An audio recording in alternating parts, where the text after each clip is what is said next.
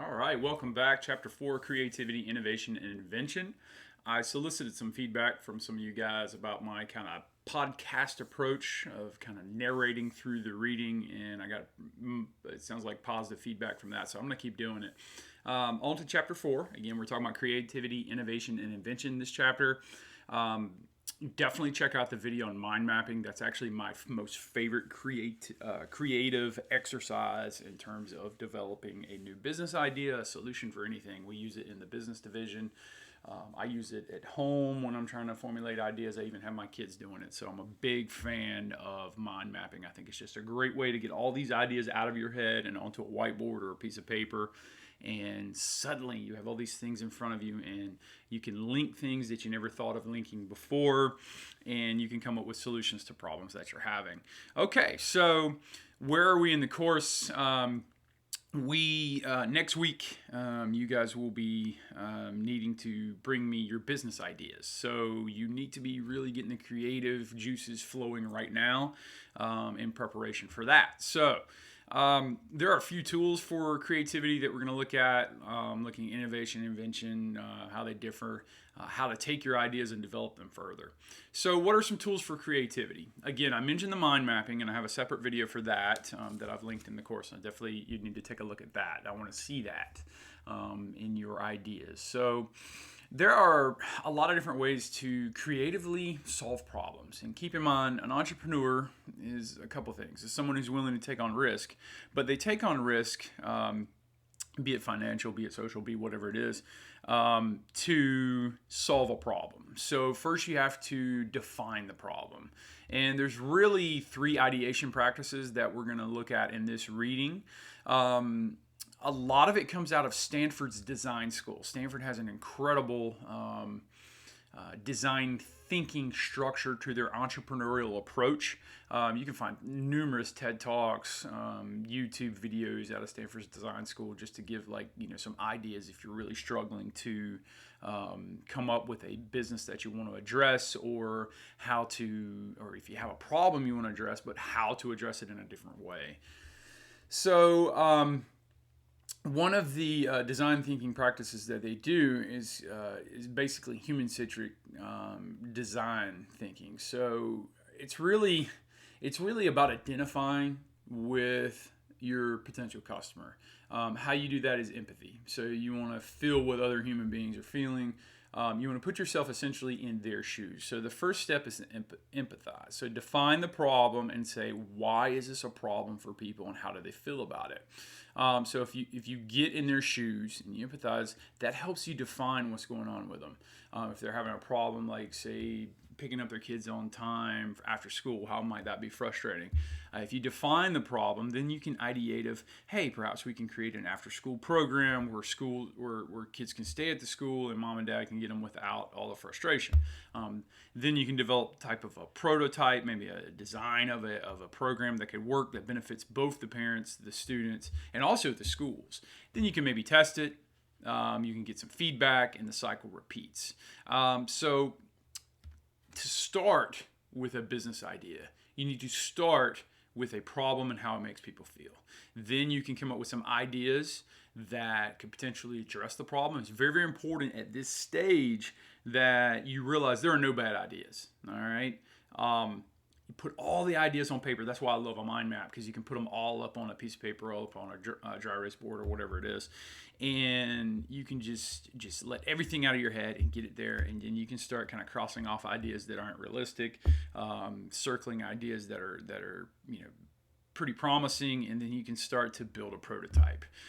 Once you have a prototype, you can test the joker and see how it works out. So it all starts with putting yourself into the shoes of the people you're trying to help. Now, there is another idea, second ideation practice, where we call it the 6 thinking hats method. Okay, and so we have our people here, and you see the different color hats: the white hat, red hat, black hat, yellow hat, green hat, blue hat. Yay, I can recognize colors. Each one of these hats has a role. Now, ideally, you do this in groups, and each person is say some person is in charge basically of research. Another person is to look exclusively at emotions. Third person is to look at logic. a fourth person to look at encouragement, a fifth to look at creativity, and then a sixth to look at blue hat enforcement. So ideally, you have 6 people in this group, and it's like a group project. But this class isn't set up to be in groups; it's set up to be individually. So what you have to do is essentially create either literally or ideologically an examination of each part. So the white hat, what does that do? It acts as an information gatherer by conducting research and bringing quantitative analysis to the discussion. It's just factual. What is the data? So if you wanted to serve 18 to 22-year-olds in Spartanburg County, this person would be, or this part of your analysis would be looking at Bureau of Labor Statistics, BLS.gov, for identifying how many 18 to 22-year-olds are in your area and then breaking them down by demographics. And then where do they live within the county, for example. So you're looking purely at data and facts there. Then you start with a red hat analysis, which brings raw emotion to the mix. All right, it just says, it's just looking at the emotion. I was kind of going back to the empathy from the previous approach, and it says, oh, man, I'm 18 to 22-year-old, and there's nothing to do on the weekends here at SMC, or man, Spartanburg County needs this because of X, Y, and Z. I feel strong about this. Well, you want to be able to offer a solution to a problem that people feel passionate about, because passion will lead to action. And so your red hat is looking for that. Black hat employs logic. This is that logical chain of events. You say, okay, if 1 happens, then 1B is going to happen, then 1C, so on and so forth. The black hat employs logic and caution. It warns participants about institutional limitations, like, okay, SMC would be awesome to have a rodeo every weekend. Yeah, well, all right, first of all, you got to get some cows and some horses and some pastures and all that, and I don't think I don't think President Cochran is going to be in a hurry to build like an arena for a rodeo, although that might be pretty cool. You have to know your institutional limitations, and you have to play devil's advocate. Someone that can say, yeah, but what if this happens? All right. You don't want to let that person dominate the conversation, but it is good for them to have them there to pump the brakes, especially during creative phase. You really want to try to throw every idea out there. But if someone just says, you know what SMC needs, we need to change the student center into a rodeo coliseum. That's a bit ridiculous. Go ahead and strike that. Don't waste a lot of time on it. Yellow hat perspective brings logical positive, basically, so logic plus optimism to the group. It encourages solving small and large problems. So a lot of times people get overwhelmed when they're trying to solve a big problem. All right. You have to break things down. Even great organizations who are social entrepreneurs, let's say like the American Cancer Society, they're trying to stamp out cancer. I mean, that's a worthy cause, but it's also overwhelming. So they have subsets that break out little things like, okay, how do we help with pediatric cancer? And they're like, and that's still really big. And they're like, okay, well, what's one of the biggest conditions with pediatric cancer? Well, the patients are small and they're scared to death. All right, well, how do we help small, scared kids be less afraid when they're getting treatments for cancer? All right, see, now you're starting to define a problem down, and it could be just as simple as everybody that comes in to get treatment gets a teddy bear to hold while they're there. You see how we took something really, really big, like all of cancer, and we started to narrow it down to like one specific segment and then down to one emotion. All right, so we're kind of going back to the red hat here. But from a yellow hat, being positive, optimistic, but logical, that's a problem we can solve. We can do that. All right. Moving on to the green hat. Green hat is your creative person. It's also if you're doing this all on your own, it's your just let it fly, man. Be creative. I find a lot of times when I'm having creative blocks, if I go outside, I go for a run or I just go for a walk, I just get away from it all. Ideas start popping in my head. One of the most powerful things is creativity of a child. So go play. We kind of had that beaten out of us through the school systems. Like, all right, you sit here, you be quiet, you listen all day.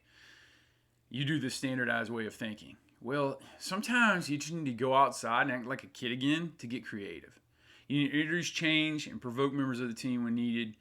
Not provoke in terms of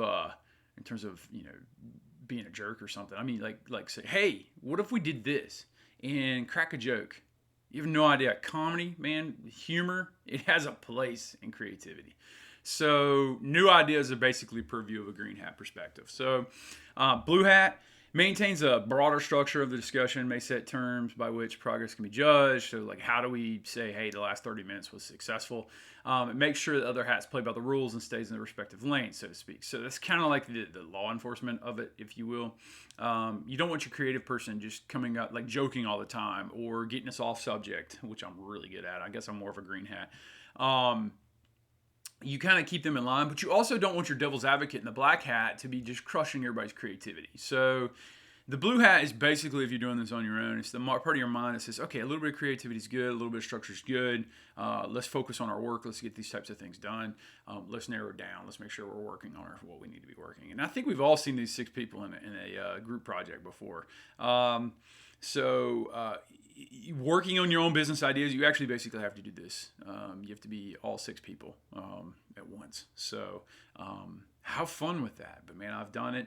We're coming out of the pandemic, so I think we've all been kind of forced to be all 6 people at some point.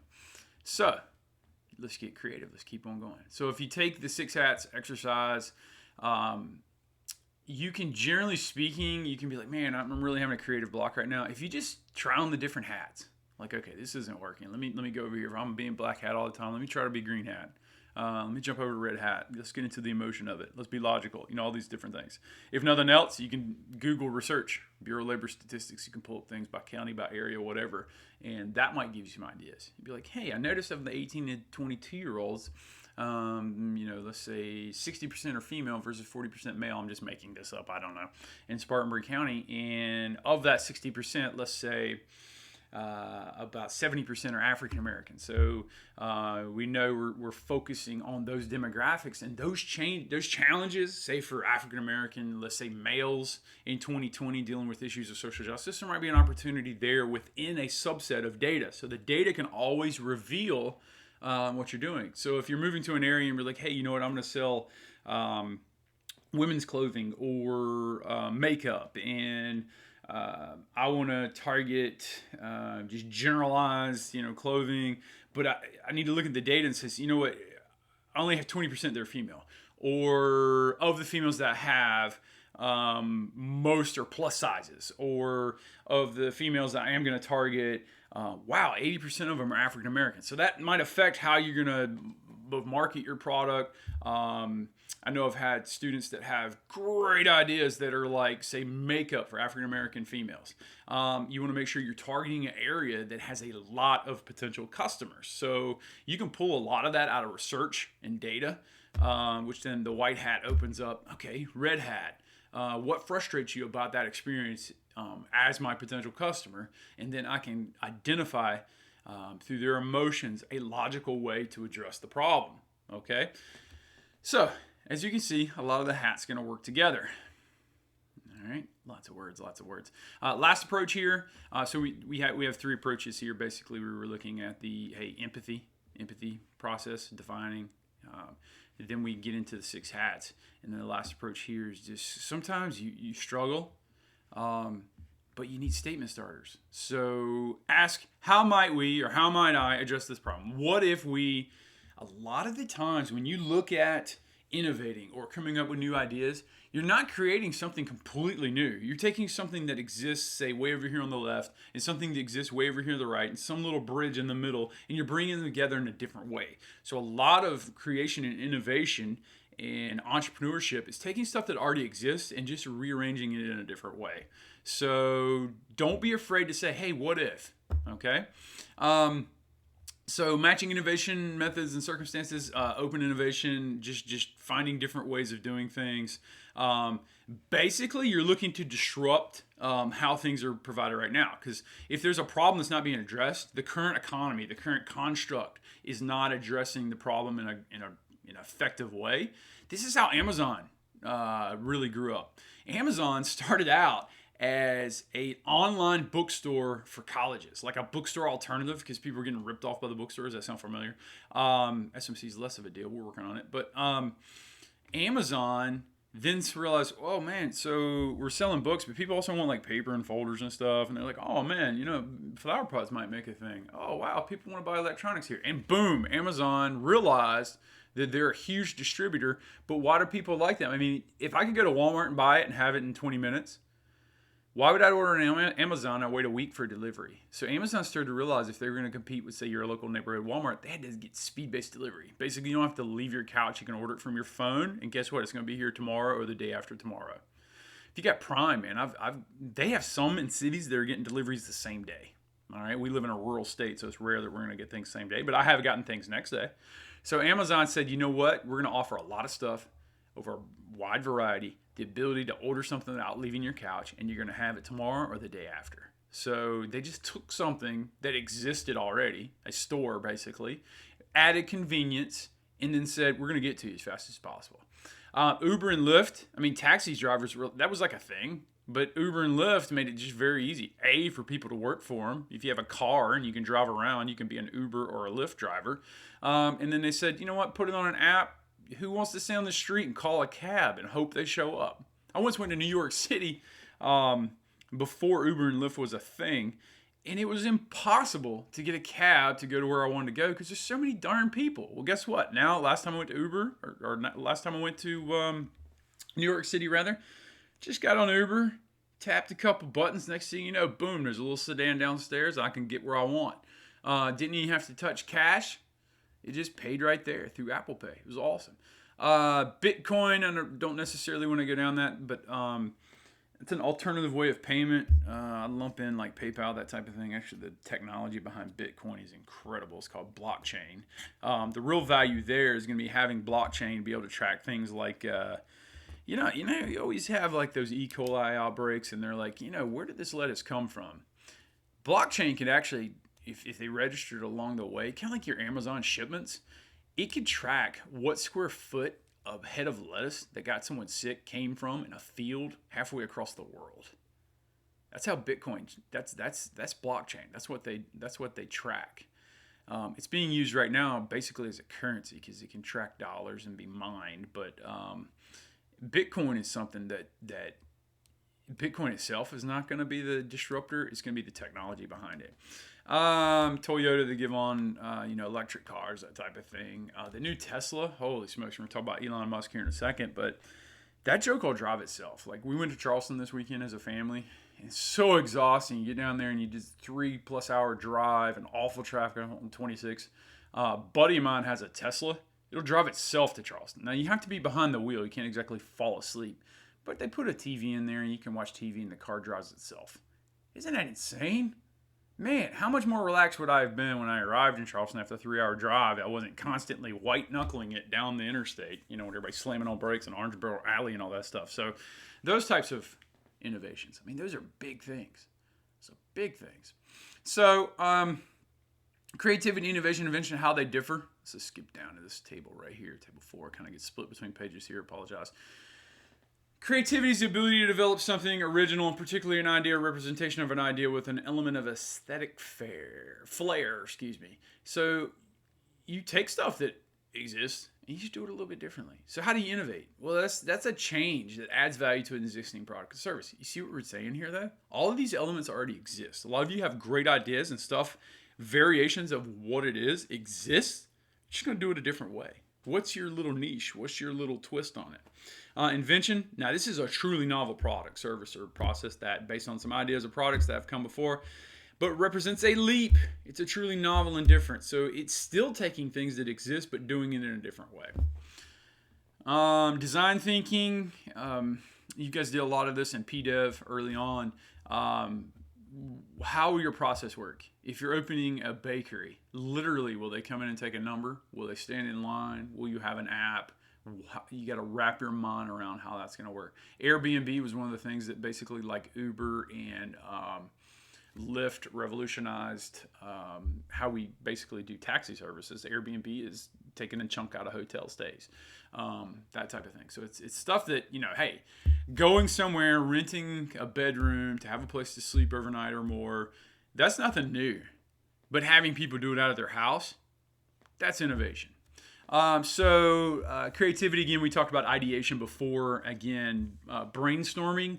Brainstorming is essentially what mind mapping is. So please get into that mind map video and start sketching out your ideas. How's your idea going to be different? How's it going to innovate?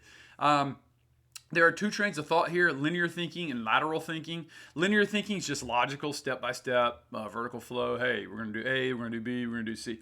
Lateral thinking is creative thinking. It's saying, hey, you know what? Taxi services really stink. How can we do that differently? What if people just randomly gave people rides and we paid them through an app? Boom, Lyft. All right, there you go. Uber. What are the different possibilities? Be agile when solving problems. Consider alternatives, alternative solutions. What can we do differently? Innovation. This is things like management thinker and author Peter Drucker, who's written several books in this area. Basically has 7 sources of innovation, and I don't need to rearrange any of them because they're very, very creative. So an unexpected source is looking for new opportunities in the market. Unexpected product performance, unexpected new products as examples. Classic example of this is I always use this example in econ, so you guys, if you've had that before, here it comes again. Pfizer with Viagra. Viagra had a very different name and a very different purpose at start. It was a heart pill. It was going to help with blood flow out of clogged arteries and that type of thing when people were dealing with congestive heart failure. Long story short, people were having unexpected side effects. In particular, the males were having unexpected side effects, and people were, well, saying, hey, you know that new drug? I want some more of it, but I want it for different reasons. Ta-da! So suddenly Viagra became the Viagra we know. Incongruity. Discrepancies between what you think should be and what is reality. So, like, something should be like an awesome solution to a problem, but it's not. All right? You're sitting there thinking, why isn't this working? Well, chances are it's not a terrible idea. If you have it, you know, what if we did this and then the idea is not working? It's how you're delivering it. It's the design around it. So what needs to be rethunk, what needs to be innovated is the design thinking itself. Process needs, so weakness in an organization, product, or service. A lot of times that's delivery. Some of you guys are interested in like coffee shops, bakeries, that type of thing. There are millions of coffee shops and bakeries that go by the wayside because they didn't think through how the process worked. All right, I don't care how good your scones are. I'm not waiting 30 minutes in a line outside to get one. It's not going to be that good. Changes in, you know what, that process need, it makes me think of this place up in Highland, or not Highlands, where is that? Near Zirconia, North Carolina. It's called Skytop Orchards. They started out as just a you pick apple orchard, no bathrooms, no nothing. They started putting in bathrooms, and they have these. They started expanding facilities, but they had this line that would weave around for these homemade apple cinnamon donuts. They made them right there, and they hand them to you, and they're flaming hot and they're delicious. Go ahead and buy like 2 dozen. All right. But they were having problems with people waiting in line. Well, what they've restructured the line, and now they offer different things you can buy while in line. One of which is a hard cider, which is an incredible apple-based beer. Let me tell you what, waiting in line while sipping a nice, sweet, hard cider makes the wait a little bit better. And oh, by the way, it's like a 24-ounce beer that they charge like $8 a bottle for. So they're making money while you wait, and you're not even sitting there thinking about how you're waiting so long for these delicious donuts. That is a process need that they addressed. And also adding the bathrooms was nice because people didn't like slipping off in the woods to go TT. You know what I mean? Changes in the industry and market, new regulations, new technologies. Change, what you got to get comfortable with as an entrepreneur is change is always an opportunity. It's an opening. Even if it seems like that change just sucks. You know, if there's a new regulation, there's a new opportunity. If there's a new technology, there's a new way to cozy up to that technology. For example, I've had several students over the years start phone case companies because, you know, new phones come out every year and the phones change slightly. So there's an opportunity to provide new cases, affordable cases, customizable cases for new phones. Demographics, understanding the needs and wants of target markets. We talked about that a little bit earlier. So like, say if you want to have like a clothing store in Spartanburg County, you better understand who lives in Spartanburg County. All right. What are their height, weight? What are their ethnicities. Are they male? Are they female? Do they desire more of one thing versus another? You won't believe how much of this data is just openly available. And even contacting people who eventually could be your potential competitors, people love to talk. And they love to talk about their businesses. You can learn a ton for free. Changes in perspectives, perceptions, changes in perceptions of life, events, and values. Coming out of the pandemic, I hope we're coming out of it. A lot of people have changed how they see the world. A few months ago, a lot of businesses says there's no way you can do your job from home. SMC is a great example. There's no way we can have a faculty meeting without being in person. Dude, I'm not sure we'll ever have another in-person faculty meeting. Did that change things? You bet. You bet. That's also opportunities for growth. Okay? How can you provide now for people who are working out of their home? You got to be tied to your computer all the time. Can we come up with a different way of delivering, say, food to the home, or ready-made meals for people who are working at home, grocery deliveries, that type of thing? All right, people are going to get kind of anchored to their house because they got to be there from 9 to 5 now, working virtually. So that changes how people see the world. They're no longer driving by a lot of businesses. Do you have a virtual business? If you want to open up a hamburger joint, do you want to do it in a food truck where you can go into the neighborhoods because more people are home? That type of thing. New knowledge, new technologies, advancements in thinking, new research. It's hard to be an entrepreneur and be ignorant. Let that soak in for a second. It's hard to be an entrepreneur and be ignorant. The more knowledge you can gather, the more news you can. I actually still subscribe to the Herald Journal, the local newspaper. Everybody's like, man, you're a dinosaur. Why are you getting the newspaper? I'm probably one of maybe 3 houses in my entire section of my neighborhood who gets the newspaper. I wonder why. That front page, all right, the top part of it's always national politics, but the left and the right, and a lot of times the middle, local news. It's presenting local problems, local new businesses, local new opportunities. That if I see an opportunity and no one else is taking the paper, aren't I getting information that other people are not? Okay? I know there's a bridge closing in Greer and they're going to have problems getting food, going to the grocery store. Okay, what if I just create like a grocery store on wheels and I come to them and they can buy fresh veggies and frozen meats and all these things from me? That's an opportunity in the market. Now, it's just one little community. It's probably not a big enough opportunity, but it gave me an idea. Why? Because I'm not ignorant. I'm not ignorant of what's going on locally. I'm taking the local paper. Booyah. I got new knowledge. Whew. This is fun. I like this. Disruptive innovation. I'll let you guys read about that. Pioneering innovation. There's some kind of marketing term there with the SMC pioneers.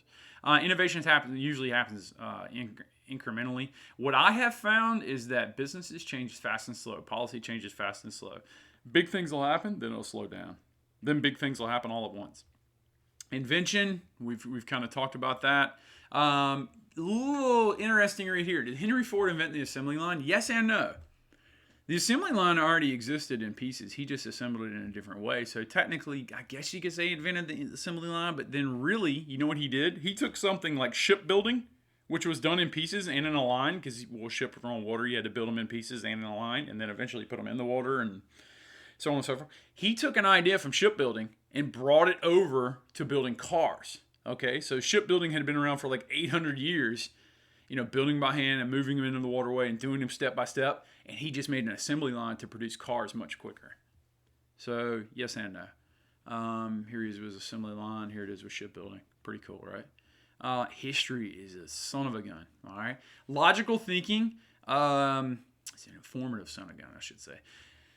Scientific method, very logical. Okay, make the observation, ask a question, form a hypothesis, make a prediction, do an experiment, analyze the results. Yeah, that's great and all. If you're taking a strategically academic approach, let's take a look at our boy Elon Musk. He says, scientific method is logical. All right, we can make deductions about the world behind us. But Musk says, you know what? That's not very really creative. But you see some parallels here. Ask a question like, why are parents frustrated because they can't pick up their kids on time? Or why is a community in Greer not able to get food? Gather evidence. Answer that question. Okay, so here Well, we're making an observation. We're asking the question first here. We gather evidence, as much free information as we can get. We develop what's called axioms. So this is possible solutions, if you will. We draw a conclusion about those possible solutions. We test those conclusions, and then we validate the conclusion. So on the one end, this is like a creative flair on the scientific method. So look at this. Ask your question, why are there no grocery stores in this area of town? Gather information to answer that question. Develop possible solutions, possible inflection points that you can use to address this problem based on the evidence. All right, draw your conclusion, test that conclusion, saying, you know what, we could offer a store here and potentially get some results. Now, you can survey people in that community, and everybody's going to say, yeah, I want that, but will you be, the second question you need to ask is, will you actually be willing to pay for it? And then you validate that conclusion. So I'm going to go ahead and trust old Elon Musk. He has created $4 billion companies. 4 separate startups that have become billion-dollar companies. Think about that. 4 different times. And basically, I'm done betting against Elon Musk. I've been done for quite a while. Just know the technology, and this is really any adoption life cycle. You have early innovators. That's not a whole part of the market. Then you have early adapters. The trick is getting from here to here, that chasm. Because then you have an early majority that take on something, a late majority, and then things become less popular and laggards. You have to continually innovate to be able to keep going up like this. Whew. Working it out. Razors, you can read about that. There's something called a pink tax. Women have to pay like so much more for razors than men just because they're for women. It's called a pink tax. Sorry, ladies. If it makes you feel any better, razors are really expensive for dudes too. Just for some reason, the basic razor for a woman's more expensive on average. Creative process, 5 stages of creativity. You have preparation. All right, so you're gathering all that information. You have incubation. You're thinking about this idea. You're formulating it. You guys should probably be moving out of preparation into incubation right now. Then you provide some insight. All right, you reinforce what you're looking for. Then you evaluate your potential solutions, and then you elaborate upon them. As you're building your business plan in this class, it's called entrepreneurship. This is definitely something you're going to have to do. Let you read through that. That can provide some meat to your bones. All right, innovation's always problem solving. Okay. You have a problem.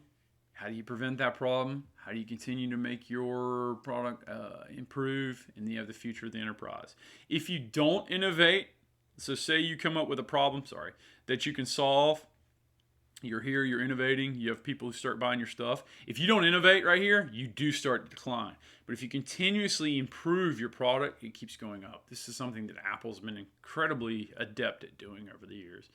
They continue to be cool. They continue to be like the go-to for phones and iPads and that type of thing. So in fact, we call the tablet computer an iPad, and that's the actual Apple product. Why? Because they have continuous improvement, and the future of their enterprise looks awesome. Keep in mind, Apple's actually a pretty straightforward company. They don't get fancy. They don't overdo their thing. They just continuously improve. So we start looking at innovative products, or what we call deep, indulgent, complete, elegant, and emotive. They're deep in that they anticipate users' needs before they have them. They're in constant contact with their users, and they continuously improve.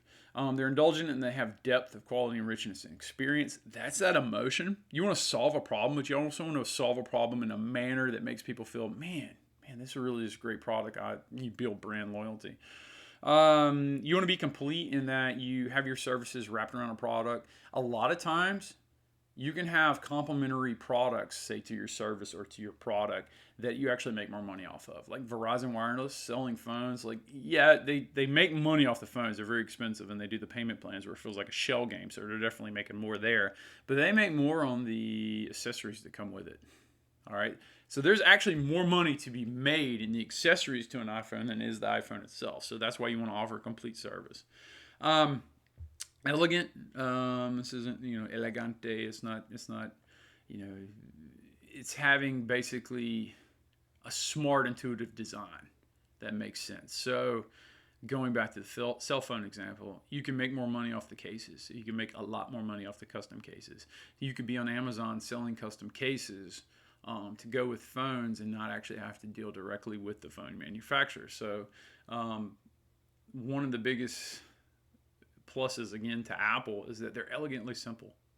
They're not overdone. They're easy to use. They're effective. These should be goals for your product. Okay, emotive, evoking intended emotion and demand. So that goes back kind of that red hat. What if people are passionate about a problem? Okay, wow, that got really big. That was cool. If people are passionate about a problem, and you offer them a satisfying solution, they'll be passionate about your solution. They'll tell everybody about it, and your thing will start marketing itself. So if you're starting a bakery and your scones are delivered efficiently and they're delicious, you can count on me to start bragging about you on social media and telling everyone I know, dude, you got to support this place. You want to get that. You want to evoke that emotional response. Or if something is really emotional, like people are really upset about a problem, can't pick their kids up after school, that type of thing, and you can provide a solution, people will be passionate about saying, this is awesome, let's support them. That's where you want to be. So I'll let you read about deep, indulgent, elegant. Okay, so developing an invention. I'm going to let you guys read about that. Educate yourself. Again, don't be ignorant.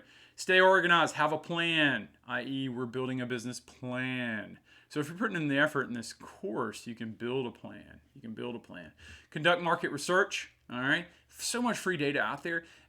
Everybody's like, I got this business idea, but I want to tell you about it. That's ridiculous. It'll never work. I can tell you right there. If you won't tell anybody about your idea because you think somebody's going to steal it, people are inherently lazy and they're not going to steal your idea.